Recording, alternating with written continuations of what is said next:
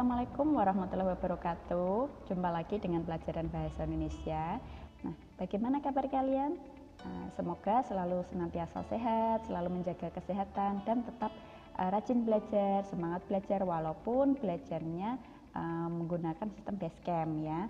Untuk semester kali ini kalian masih akan belajar tentang surat. Ketika semester 1, materi surat yang kalian pelajari adalah bagian-bagian surat.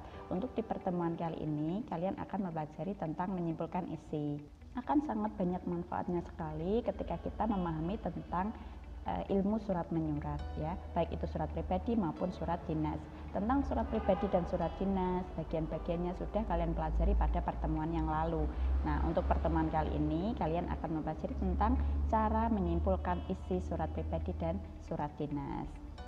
Nah, dalam kehidupan sehari-hari tentu kita tidak bisa lepas dari adanya kegiatan surat menyurat. Banyak manfaat yang kita peroleh ketika kita melakukan kegiatan surat menyurat. Banyak hal yang dapat kita kerjakan dengan kegiatan surat menyurat. Misalnya ketika kalian sekolah, kalian kan pernah ya izin. Nah, izin mungkin sakit atau sedang pergi ke luar daerah. Nah, kalian perlu melayangkan surat izin ke sekolah. Nah, anak-anakku semua, kelas 7, di pertemuan kali ini kita akan belajar tentang menyimpulkan isi surat pribadi dan surat dinas ya. Nah, di Mapel Bahasa Indonesia kelas 7 semester genap. Untuk kompetensi dasar pada pertemuan kali ini yaitu menyimpulkan isi, kabar, keperluan, permintaan, dan atau permohonan surat pribadi dan surat dinas yang dibaca atau diperdengarkan. Untuk tujuan pembelajaran yang pertama, siswa dapat menyimpulkan isi surat pribadi yang dibaca atau diperdengarkan, dan kemudian siswa dapat menyimpulkan isi surat dinas yang dibaca dan diperdengarkan. Nah, surat pribadi itu apa? Nah, kemarin sudah. Surat pribadi adalah bentuk komunikasi interaktif antara pengirim dan penerima. Jadi interaktif itu adalah saling aktif antara pengirim dan penerima, dua-duanya saling aktif seperti itu.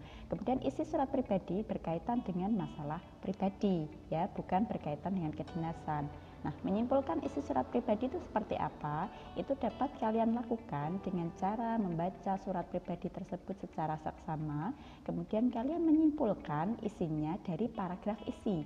Kita ketahui bahwa surat itu terdiri atas 3 bagian ya. Nah, contohnya seperti ini. Di awal ini adalah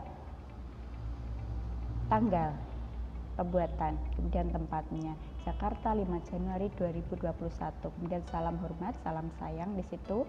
Kemudian bagian pembukanya, bagaimana kabar kakak hari ini? Kabar baik, kesejahteraan dan kebahagiaan, semoga selalu menyertai kakak dan keluarga. Itu adalah merupakan bagian pendahuluan dari surat.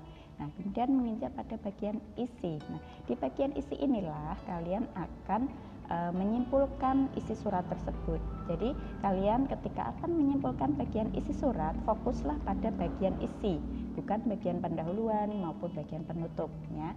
Nah, bagian-bagian yang sudah Bulia blok itu adalah bagian inti dari paragraf isi.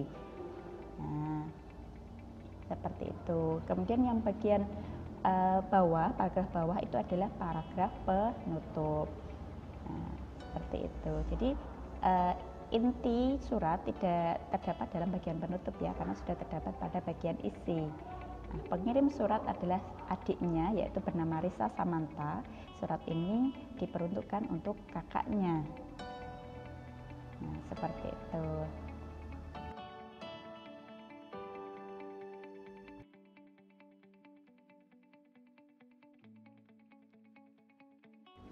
Kemudian yang kedua adalah surat dinas. Nah, surat dinas adalah surat yang ditulis dalam situasi formal dan untuk kepentingan formal. Dalam hal ini biasanya adalah untuk kepentingan kedinasan. Ya. Nah, kepentingan dinas itu seperti apa? Ini bisa kita lihat biasanya adalah berhubungan dengan suatu instansi atau lembaga. Nah, ini contohnya. Isi surat dinas itu biasanya adalah tentang undangan rapat, permohonan maaf untuk suatu instansi, tentang lamaran pekerjaan, kemudian permintaan izin tidak masuk bekerja, izin menggunakan tempat, dan lain sebagainya. Nah, ini pastilah berkaitan dengan suatu lembaga atau instansi. Nah, bagaimana cara kita menyimpulkan isi surat dinas? Itu juga sama dengan cara menyimpulkan surat pribadi, yaitu ada di bagian isi. Jadi kita bisa fokus pada bagian isi surat. Jadi tidak perlu melihat ke bagian pembuka atau penutupnya. Nah, perhatikanlah contoh surat dinas berikut. Di bagian atas itu adalah bagian kop surat, berarti bahwa surat dinas tersebut dikirim oleh SMP Negeri 1 Beringin, ya. Kemudian di bagian bawah itu adalah bagian tanggal penulisan surat 5 Juli 2020. Nah, kemudian di bagian bawahnya adalah nomor surat. Nomor surat berkaitan dengan urutan pembuatan surat, itu berbeda instansi, berbeda nomornya. Kemudian ada lampiran, ada bagian perihal, ya. Perihalnya di situ adalah diskusi kegiatan 17 Agustus. Setelah perihal, di bagian bawahnya adalah yang terhormat Bapak Ibu orang tua wali peserta didik kelas 7 SMP Negeri 1 Beringin.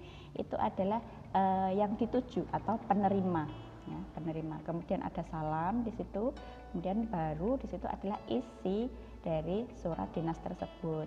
Bahwa intinya di situ yang sudah Bulia blok, ya, di situ intinya adalah diskusi dalam rangka memperingati kegiatan 17 Agustus yang akan diadakan pada hari Senin tanggal 27 Juli 2020. Kemudian waktunya adalah pukul 8 sampai dengan selesai. Kemudian tempatnya ada di Aula Serbaguna SMP Negeri 1 Beringin. Nah, acaranya itu tadi yang sudah Bulia blok di bagian atas, yaitu diskusi kegiatan 17 Agustus. Nah, bagian bawah, mengingat pentingnya acara tersebut, dimohon kehadiran Bapak Ibu. Nah, itu adalah bagian penutup surat. Nah, fokus kita ketika akan menyimpulkan isi surat yaitu ada di bagian paragraf isi. Nah, bagian bawah, Kepala Sekolah Umi Mazroah itu adalah yang mengirim surat.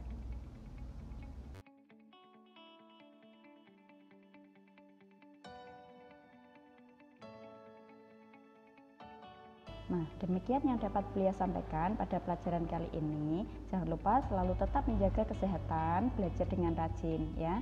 Tetaplah selalu memakai masker, rajin cuci tangan, dan menjaga jarak atau social distancing. Sampai jumpa di pertemuan berikutnya. Assalamualaikum warahmatullahi wabarakatuh.